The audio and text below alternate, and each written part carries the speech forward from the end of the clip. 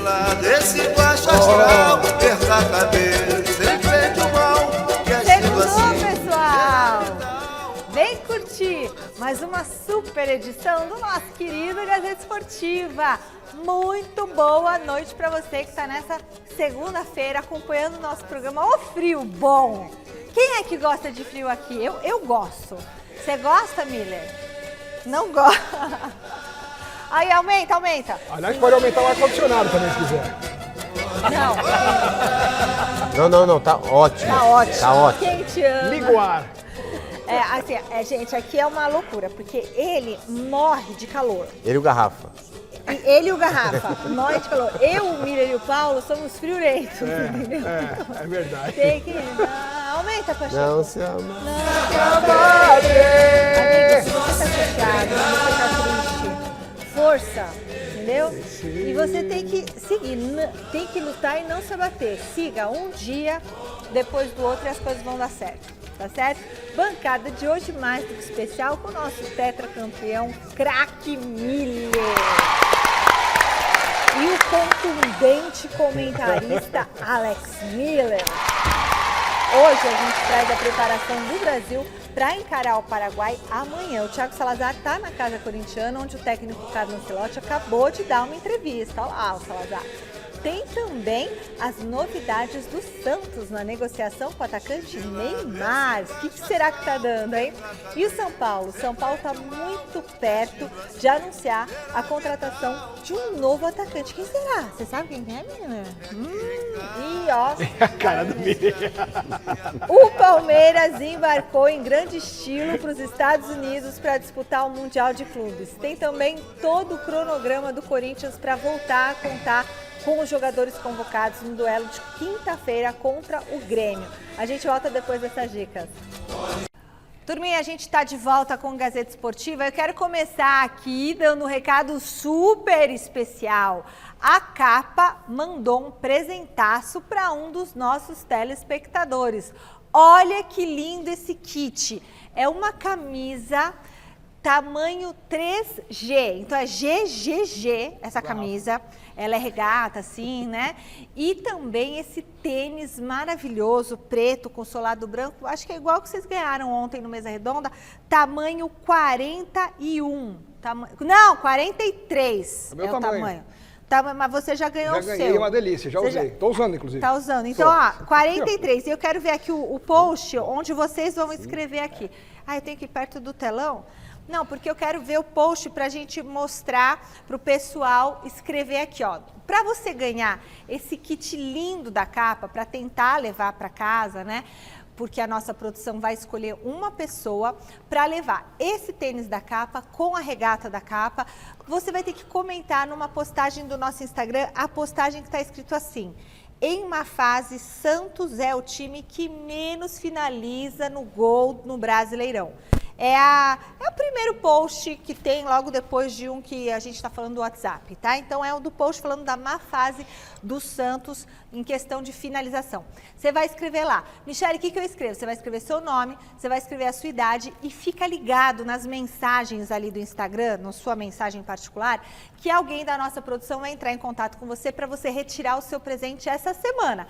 E na sexta-feira a gente mostra a sua foto aqui no nosso telão. Combinado? Fica de olho na sua caixinha de mensagens do Instagram, que na sexta-feira a gente avisa quem vai ficar com esse presentaço da Capa. Mas antes você vem retirar o presente, porque tem que retirar até quinta-feira, que na sexta-feira a gente mostra quem ganhou, tá certo? Tênis da Capa, camiseta da Capa, alto padrão, nossa parceira aqui.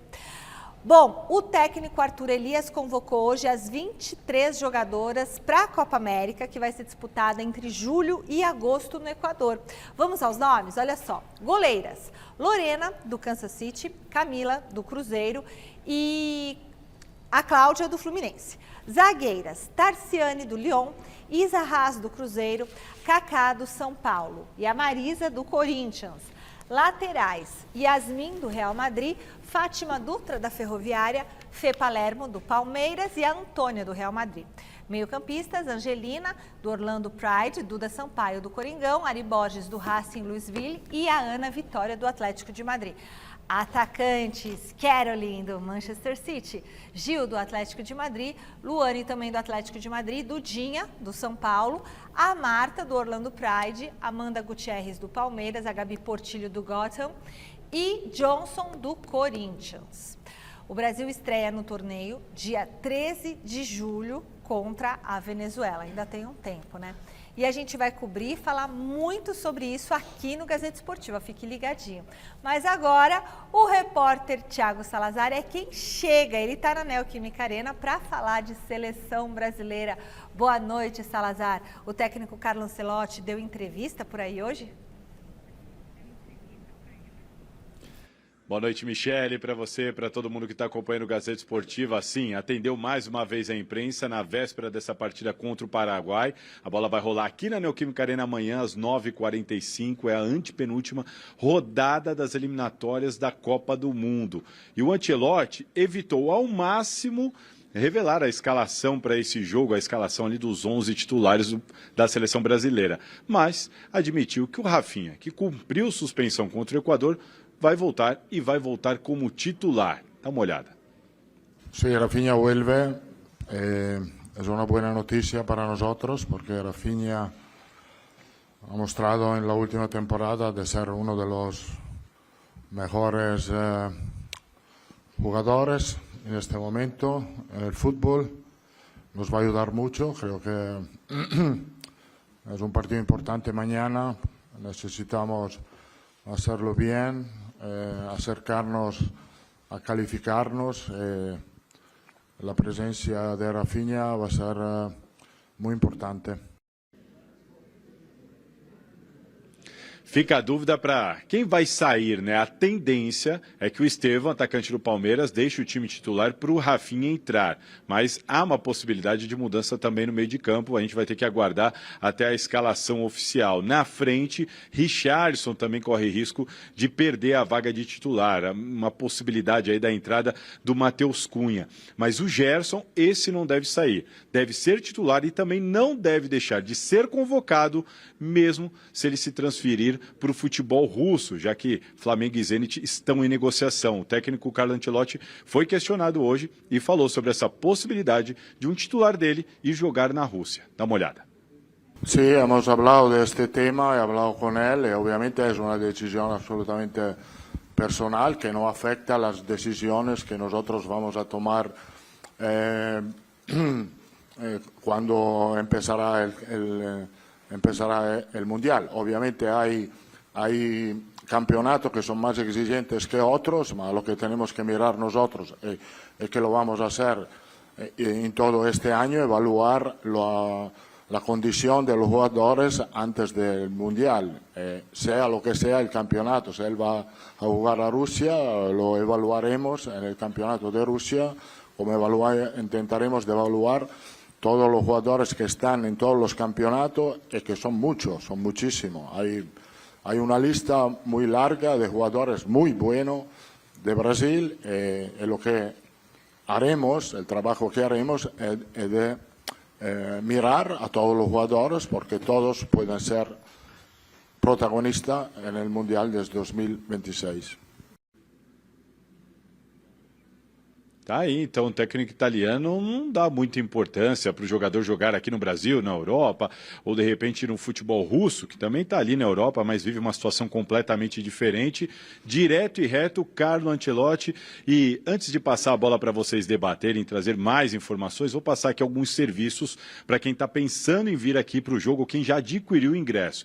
Primeiro ponto, importante lembrar que ainda hoje a CBF vai anunciar o anúncio da venda do último lote de ingressos para o jogo aqui de amanhã, de 9h45. Importante o pessoal saber que a bola vai rolar às 9h45, mas os portões serão abertos às 7h45. Não pode entrar no estádio com camisa de clube de futebol. Chegar aqui com camisa de time, não vai poder entrar no estádio. E vai também haver aqui pela primeira vez um perímetro, estilo Copa do Mundo, que o pessoal só vai acessar com ingresso. Então é importante aí prestar esse serviço para o pessoal que está pensando em vir aqui para Itaquera amanhã, acompanhar essa estreia de Carlo Ancelotti à frente da seleção brasileira no Brasil. Vou passar a bola para vocês, daqui a pouco eu volto com mais da entrevista do técnico italiano. Michele. Valeu, Salazar. Muito obrigada pelas informações. Qual a expectativa de vocês para esse jogo, hein? E aí, Xará? A expectativa, Michele, é muito boa, já que o Brasil joga em casa, né? A Neoquímica, um campo excelente. O Ancelotti, como bem disse na sua entrevista, ele vai mudar. O Rafinha é titular mesmo, né? E o Richarlison deve também perder a sua posição.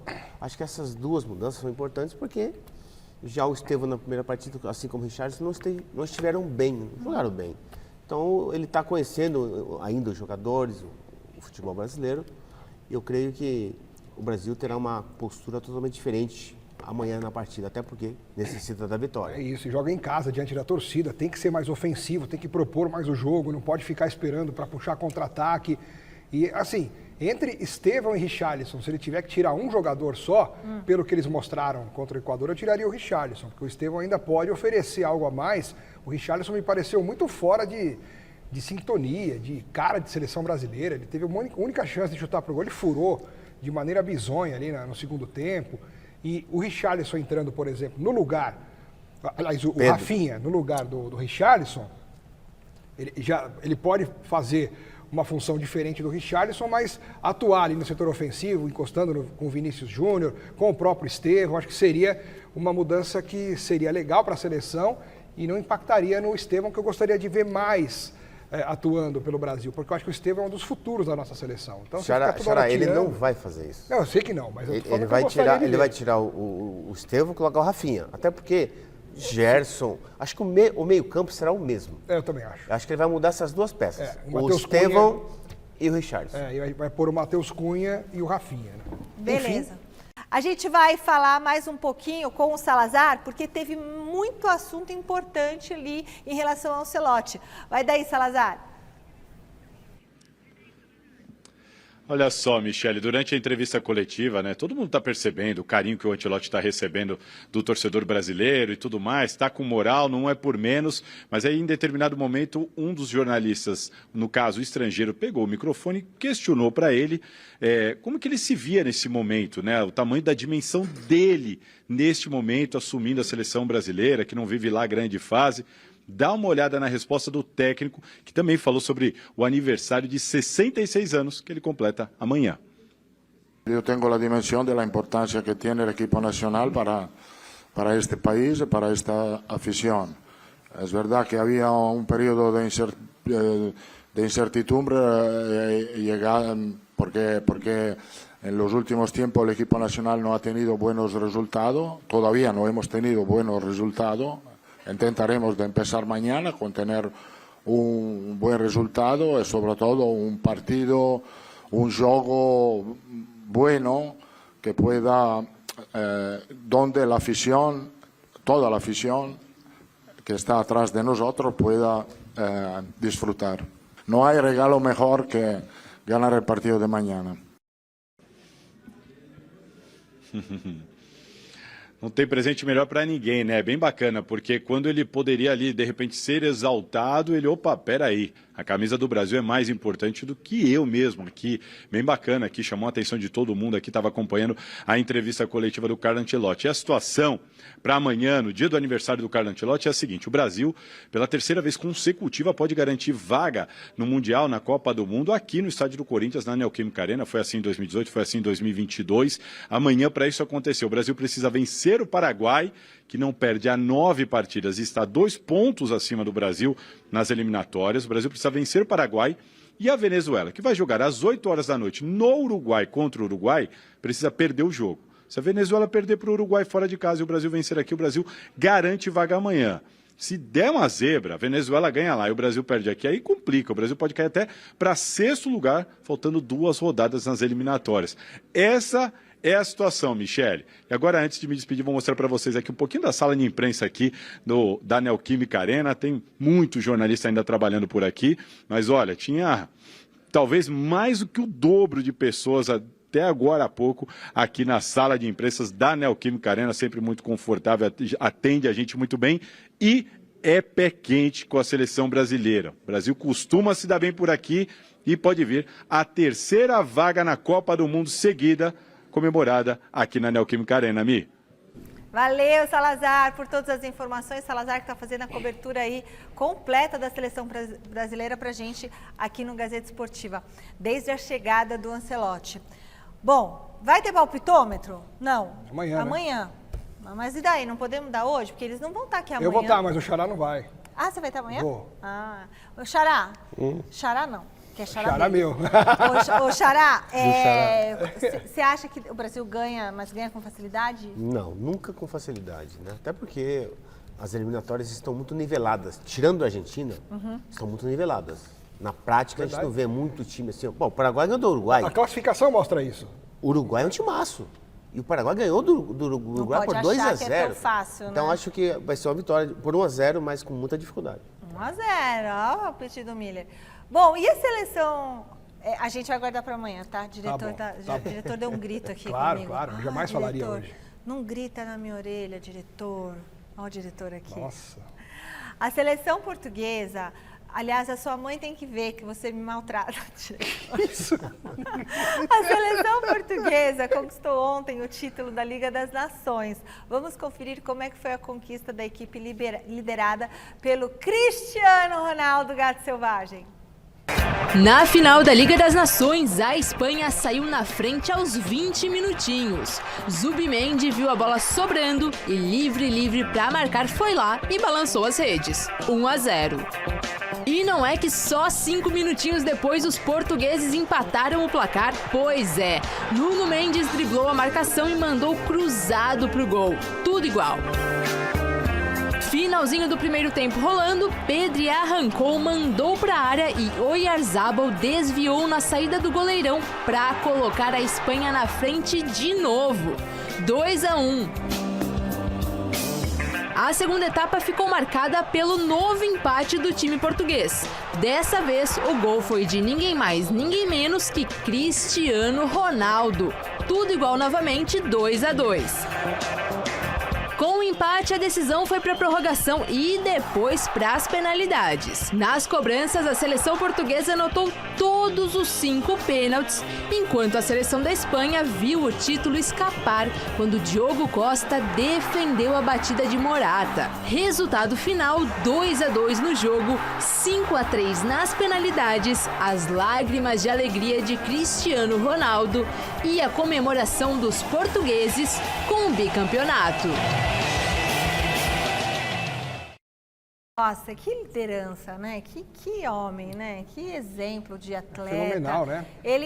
Portugal sempre foi um país que não tinha nenhuma tradição no futebol. Eu acho que quando o Filipão foi para lá, começou a mudar ali a cara da seleção e ele já trabalhou com o Cristiano Ronaldo novinho e aí foi. Dá para o Brasil encarar? Tipo, qualquer uma dessas duas seleções, vocês acham? De igual para igual hoje em dia eu acho difícil, né? Porque essas duas seleções já estão bem ajustadas e o Brasil está começando um novo trabalho. Quer dizer, há um ano da Copa, um técnico está conhecendo agora os jogadores do time do Brasil, ao passo que essas duas seleções estão bem mais adiantadas. A gente pode incluir a França nessa aí também, né? Eu acho muito difícil. Agora, o Cristiano Ronaldo é um exemplo para o mundo, né, cara? O que ele faz, recordista em termos de gols marcados com a camisa da seleção portuguesa, recordista da história da Champions, ele é recordista de tudo. E ainda assim, com 40 anos, chora ao ser campeão de uma Nations League com a seleção do seu país. Então, o exemplo de profissionalismo que ele tem, de amor à profissão, né?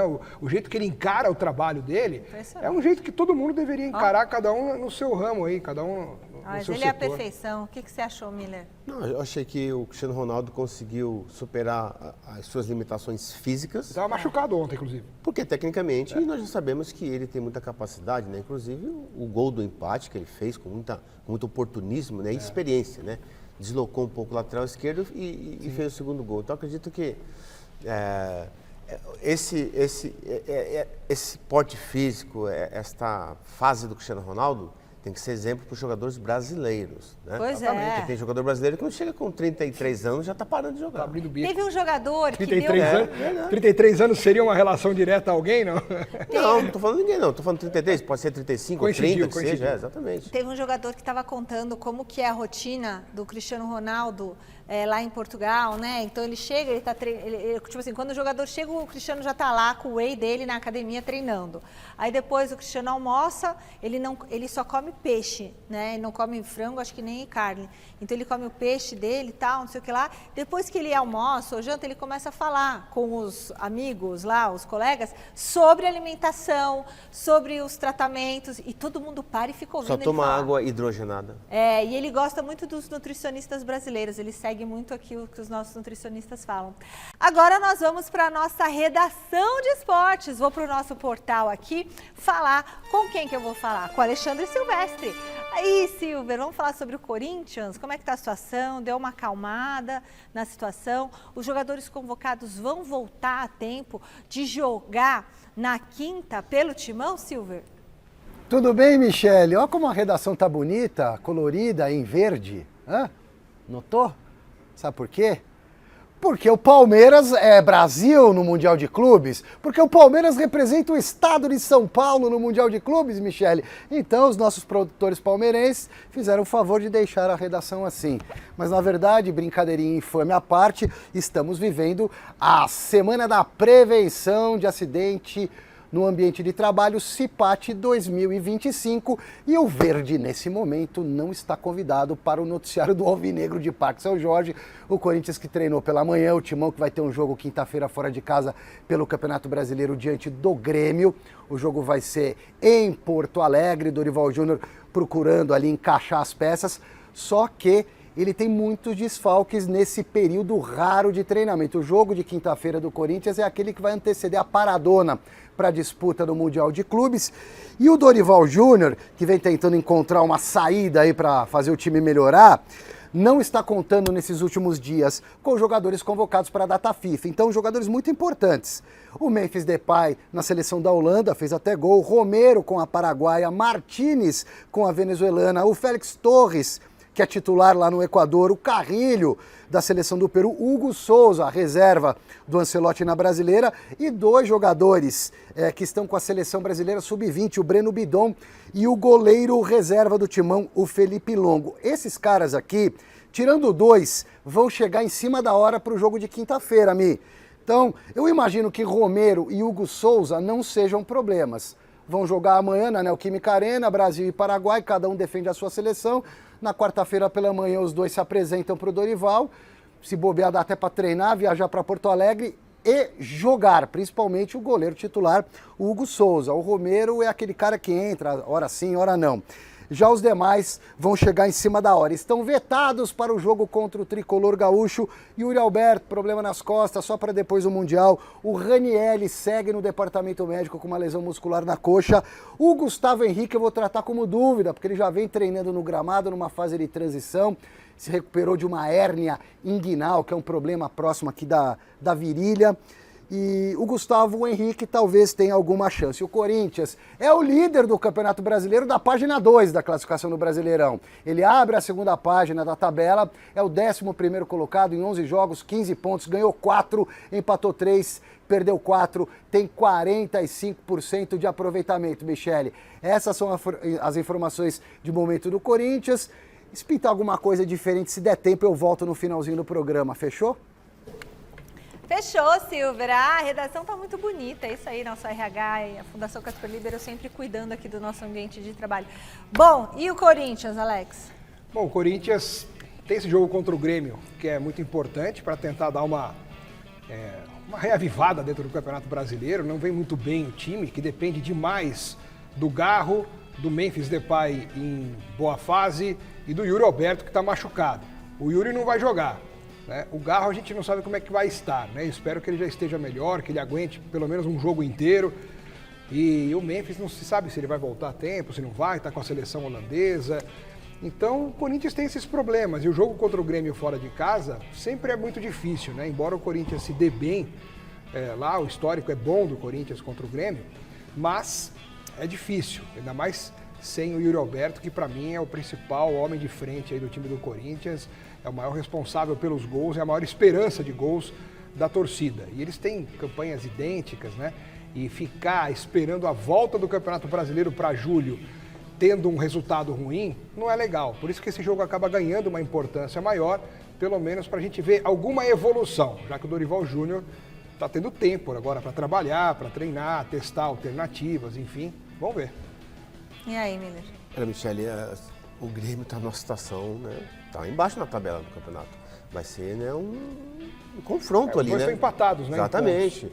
Então, o Grêmio precisa vencer a última partida, joga em casa, né? Com certeza o Mano Menezes vai colocar o time para frente porque precisa da vitória, né? O Corinthians vive num momento ruim porque seu principal atacante está machucado, né? O Memphis é um jogador que fora de casa não rende muito, né? Então acredito que o Corinthians terá muita dificuldade contra o Grêmio por conta disso, né? Não é um time que tem uma regularidade boa fora de casa.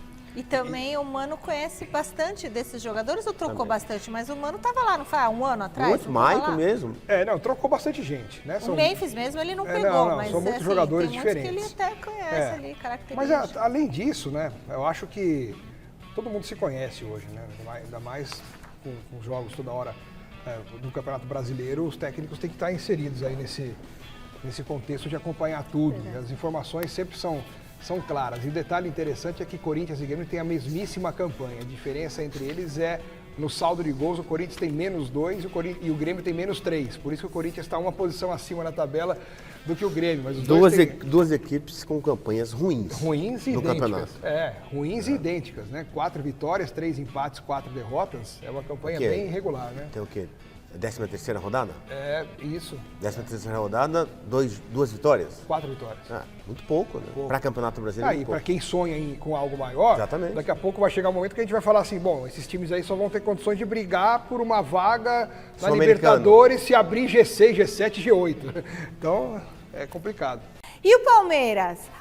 Embarcou hoje para os Estados Unidos, onde vai disputar a partir de domingo, né? Aliás, vocês vão ver cobertura completa no Mesa Redonda. A partir de domingo, a Copa do Mundo de Clubes. E o José Paes acompanhou a saída do elenco do Verdão lá da Academia de Futebol. Vamos assistir?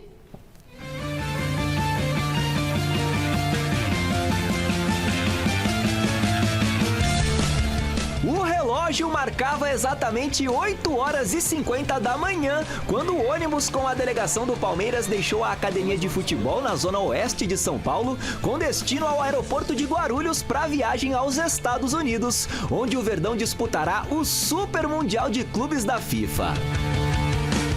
Palmeiras! Palmeiras! Palmeiras! Palmeiras! Ontem, cerca de 200 torcedores do Verdão estiveram do lado de fora da academia para apoiar o time antes da principal competição da temporada. Os jogadores saíram do CT e foram até esses torcedores para agradecer o carinho.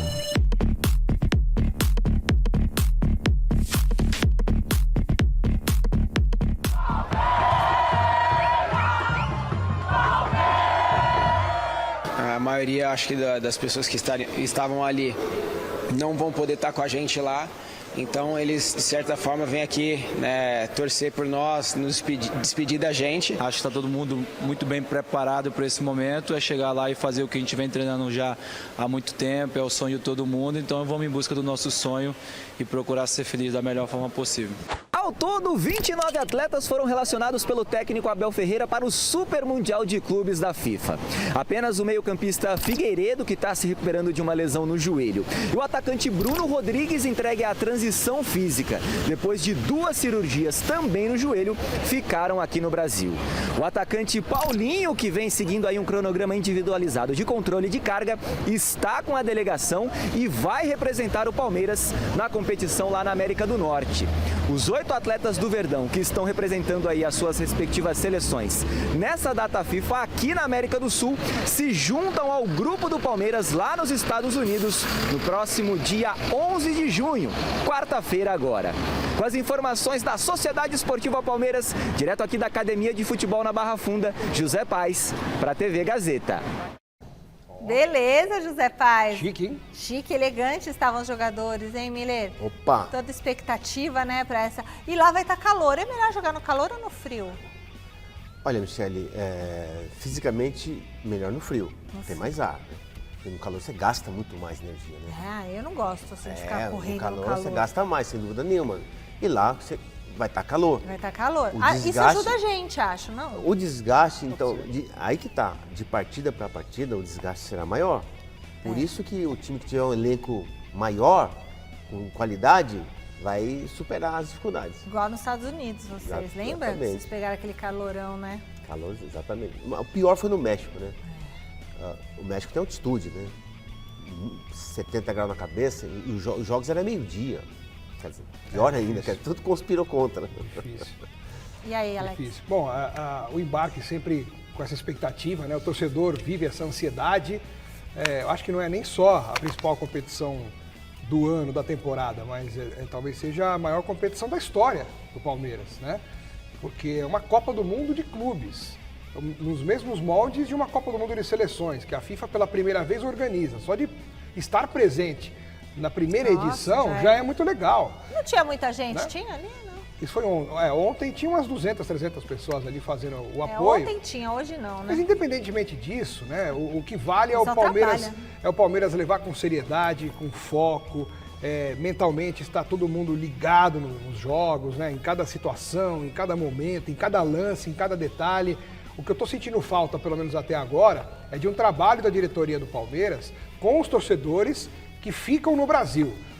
Não tem nenhuma fanfest aí, uma Palmeiras Fest, não tem nada organizado como um marketing zero. Não estou vendo nada do marketing do Palmeiras para, junto com o time, valorizar esse momento. Tipo assistir um telão, numa arena. De repente abre o Allianz Parque para ver lá dentro, já seria alguma coisa. Faz algum evento para o torcedor, um evento oficial aqui, sabe? Concomitante com a participação do time no Mundial.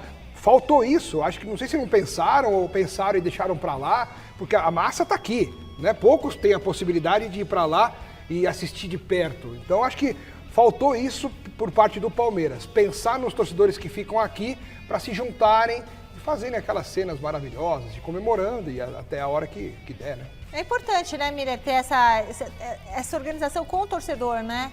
Talvez, ou será que não? Isso não é obrigação do clube fazer isso? Não, essa mobilização, todos os clubes fazem isso, né? Abre o clube, o estádio e coloca o telão. Isso é normal. Hoje é uma coisa muito normal. Né, na época da Copa, eles colocam no Vale do Anhangabaú. Né? Exatamente. Então, agora tem esse nome chique. Isso que eu tô falando, falta alguma coisa. Antigamente tinha outro nome. Não faltou alguma coisa. E o Palmeiras não cuidou disso até agora. Não sei se vão fazer isso nessa semana. Dá tempo ainda. Não, dá tempo. De hoje para amanhã a gente já organiza. Se deixar por conta da nossa equipe Palmeiras aqui, Palmeiras a gente organizou hoje uma festa junina em 10, 15 minutos durante uma reunião de pauta, além de fazer a reunião de pauta. Basta ter boa vontade, Michele. Basta ter boa vontade. Bom, vamos aproveitar a última semana antes do Mundial para dar sequência à série de reportagens sobre esse torneio. Hoje a gente vai falar sobre o Grupo B, na tela. O Botafogo vai precisar fazer jus ao nome e vai ter que incendiar o Grupo B se quiser conseguir uma vaguinha nas oitavas do Super Mundial da FIFA. Paris Saint-Germain da França, Atlético de Madrid da Espanha e Seattle Sounders dos Estados Unidos são os clubes que estão junto com o Bota na chave B do Mundial. Hoje, o principal nome do PSG é o francês Ousmane Dembélé. O atacante de 28 anos é o camisa 10 do time que inclusive já teve recentemente aí astros como Neymar e Messi. Campeão do mundo com a França em 2018, o Dembélé é a grande esperança de boas jogadas por parte do técnico do Paris, o espanhol Luis Enrique. Aliás, jogador francês de qualidade é coisa que também não falta no Atlético de Madrid. No time espanhol, o cara da equipe é o canhotinho Antoine Griezmann, de 34 anos, também vencedor da Copa do Mundo de 2018 com a França. No Atlético, o Griezmann tem como companheiro de ataque o argentino Julián Álvares, esse aí campeão do mundo com a Argentina no Catar. Já no Seattle Sounders, o atleta mais valioso do elenco é um outro argentino, o camisa 10 Pedro de la Vega, de 24 aninhos. Ele foi revelado pelo Lanús e já figurou várias vezes nas seleções de base dos nossos hermanos. Eu acho que a disputa do fogão nesse grupo aí, viu, vai ser com os europeus, Michele. E você, o que você tá achando? E os nossos comentaristas, dá ou não dá pro Botafogo nesse Mundial, hein?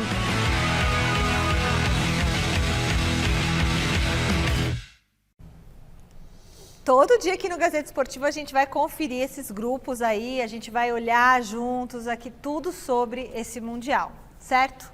Como está esse grupo B? E esse grupo é legal porque, o curioso é que ele vai cruzar com o grupo do Palmeiras, né? Então, os 2 primeiros de cada grupo vão se enfrentar, o primeiro contra o segundo contra o primeiro. Botafogo, para mim, tem muita dificuldade, acho mínimas as chances do Botafogo passar, porque tem o PSG e tem o Atlético de Madrid. Por mais que o Botafogo tenha se reforçado bem, mas mesmo assim eu acho muito difícil ele conseguir superar os 2 times europeus. Deu azar no sorteio o Botafogo, acho que vai ser quase que um milagre ele se classificar, mesmo que em segundo lugar, para a próxima fase, Xará. Para mim, o Atlético de Madrid vai se classificar em primeiro. Porque é um timaço. Pra você ter uma ideia, o Simeone está desde 2011 no cargo do Atlético de Madrid. Quer dizer, é um treinador mais longevo, né, da atualidade aí. Quer dizer, tem um grupo na mão, tem mais de 2 times, o Simeone, quer dizer, então tem vários jogadores campeão mundial aí. Eu acredito que o Atlético de Madrid é favoritíssimo a chegar em primeiro, se classificar em primeiro nesse grupo B. Nossa, tá fazendo um barulho aqui, diretor, não tenho como escutar mais, tá bom? Pá! Agora ele não gritou, mas piorou a situação aqui. Nossa, não dá. Cadê o Oswaldo? Marina Buffon acompanhou hoje pela manhã um evento no Santos que contou com a presença do pai do atacante Neymar. E é claro que a dúvida sobre o futuro do jogador virou o tema do dia. Vamos conferir.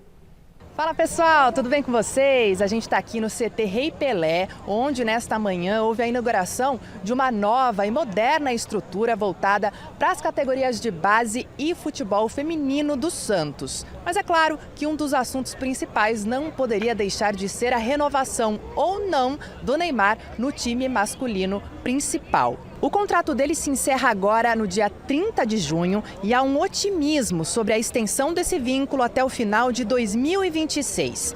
O pai dele esteve hoje aqui no CT e falou justamente sobre isso em diversos momentos, tanto na parte da inauguração quanto na coletiva de imprensa. A gente sabe que não é fácil, nós estamos trabalhando para isso, para que isso possa realmente não só ser um início de uma parceria, mas a gente conseguir fazer com que o nosso menino da Vila fique aqui por mais tempo. A gente sabe que é difícil, o Marcelo Teixeira não me dá a vida fácil, não, pelo contrário, ele só... Olha a mão no bolso dele, ele não tira, Estou tentando fazer de tudo para que ele possa realmente fazer essa reconstrução. Essa renovação, porém, deve ser assinada apenas no final do mês. E, se concretizada, haverá um novo acordo para pagar o valor referente à exploração da imagem do atacante. Não são decisões dele, mas ele mesmo vai decidir. Isso não tem nada a ver, como eu já disse bem, se a gente vai renovar ou não. 2 dias eu consegui tirar meu filho da Arábia e trouxe ele para o Santos. Eu não sei porque vocês estão com pressa agora. Não, eu quero que ele fique. Eu quero que ele fique. O Santos, nesse momento, o Santos também abriu porta para o Neymar se recuperar aqui. A gente sabia que ele ia sofrer essas microlesões. Acho que o Santos é o ambiente correto e certo para ele continuar aqui. Mas só que a gente precisa viabilizar um monte de situações que não é fácil. Bom, pessoal, por isso aqui hoje é só não, né? Tem bastante coisa para vocês comentarem sobre essa possível renovação do Neymar. Então, eu volto com vocês aí no estúdio. Neymar, fica, não fica, é bom que fique, é bom que não fique, e aí? Eu só queria pegar o final do trechinho aí, um trechinho do pai, que ele deixou, na minha opinião, escapar uma frase ali. Aquilo ali? Ele falou assim, ó, pra mim, acho que aqui é o melhor lugar para ele estar presente, para ele se desenvolver até chegar à Copa do Mundo. Ou seja, o Neymar que decide, falou o pai, ele que sabe, eu não vou me meter, mas eu acho que o melhor lugar para ele é o Santos. E a gente conhece, sabe que o Neymar pai tem sim uma influência sobre o filho, resolve muitas coisas para ele. No final das contas, vai dar tudo certo, o Neymar vai ficar, pelo menos até a Copa do Mundo, Xará. Mas é a melhor opção para o Neymar. Eu também acho. Né? Ele se preparar. Ele não terá em outro time, Michele, essa tranquilidade. Essa calma. De poder se preparar para a Copa do Mundo, né? Então acredito que a renovação com o Santos é válida. Eu acredito que o Neymar se preparando, estando bem fisicamente, ele vai dar sua contribuição para o Santos e também para a seleção. E tem mais uma atualização do Santos, hein? A diretoria do Peixe está finalizando a transferência do atacante Soteldo para o Fluminense, que vai comprar 50% dos direitos do jogador. Quero saber se o Santos perde muito com isso e o Santos vai usar esse valor para quitar parcelas do antigo clube do Soteldo, o Tigres. Mesmo com a transferência, o Santos vai continuar com os outros 50% dos direitos do atleta. Segundo a apuração da Marina Buffon, nossa repórter, o Fluminense vai ter a obrigação de comprar essa segunda parte do Santos no final do ano que vem. Vocês acham que é uma boa? Hein, Miller? Você acha que é boa? É uma boa porque o Soteldo perdeu espaço no Santos, né? Ele machucou depois que ele voltou do Grêmio e não conseguiu se firmar como titular. Fez boas partidas, mas partidas esporádicas, né? É um bom jogador, mas ele precisa ter regularidade, principalmente no Campeonato Brasileiro. E o Santos está vindo da Série B, precisava dele, mas quanto mais precisou, menos ele esteve presente. Então acredito que a transferência é boa por conta disso. Ele vai jogar no Fluminense, o Fluminense precisa de um jogador de beirada assim, o Soteldo no mano a mano é muito bom, mas no Santos ele perdeu espaço. Beleza. Vai falar, Alex? Não, é isso aí que o Xará falou. O Soteldo no Santos não fez nenhum gol desde que ele voltou, só machucou. Então vai ser bom para todo mundo. Para o Santos que se livra, o Fluminense que pode ter um cara com ânimo renovado e que pode ser útil para eles também. Posso falar uma coisa, só rapidinho, sobre o Neymar? Eu tinha altas expectativas, mas a gente não pode ter expectativas, né? Claro, com ele o time até melhorava. Mas assim, não vamos esperar que na seleção vai fazer diferença. Porque, gente, Cristiano Ronaldo é um. E ele fez isso a vida toda dele. É o perfil dele. Não é o perfil do Neymar. Não é. Esqueçam. Não vai rolar. Não vai rolar. Na minha opinião. Chegou a vez do São Paulo por aqui. O tricolor está perto de anunciar a contratação do atacante Juan Dineno por empréstimo até o final desse ano. O argentino está no Cruzeiro, mas não vem sendo aproveitado pelo técnico Leonardo Jardim. Com isso, o Dineno apareceu como uma oportunidade para o São Paulo suprir a ausência do Caleri, que está em recuperação de lesão no joelho esquerdo. É bom esse Dineno? Vocês conhecem? É uma boa opção para o tricolor, vai cair bem, né? Na equipe é novo, né? O que você acha, Miller? Olha, Michele, ele vem para compor elenco, não vem para ser titular. Para resolver. Né? Exatamente, né? Ele não jogou no Cruzeiro, ele vai jogar no São Paulo? A pergunta é essa. Ele não jogou no Cruzeiro. O Léo Jardim não colocava ele para jogar. Ele jogava antes de se machucar, quando não era o Léo Jardim ainda. Exatamente. Antes do Léo Jardim então, não jogava. Tem alguma coisa? Não, eu não gostei da contratação, porque time grande, assim como o São Paulo, Corinthians, Palmeiras, não pode contratar jogador hoje para compor elenco. Tem que vir para resolver. Eu também acho. O São Paulo precisa de um atacante que vem para resolver.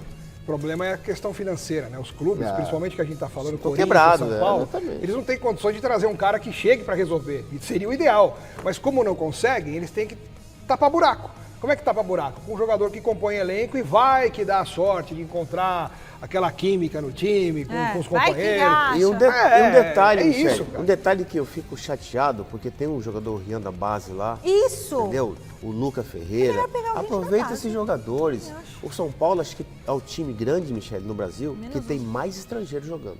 É que o Dineno tem uma característica que acho que ninguém da base do São Paulo tem, que é essa de centroavante referência. Ele é paradão, exatamente. Para ser realmente a alternativa tática para o Caleri, que só vai voltar no que vem praticamente, ou no final do ano. Então, é um jogador que antes, tem 30 anos o Dineno já, sim. E é um jogador que antes de se machucar, ele estava fazendo gols no Cruzeiro. Se machucou, uma lesão grave no joelho, teve que operar, aí ficou muito tempo fora. É hora de falar tchau, então. Ele faz assim pra mim, porque eu não ouço o diretor. Turma, beijo. Beijo, tchau. Tinha voltado antes, gente.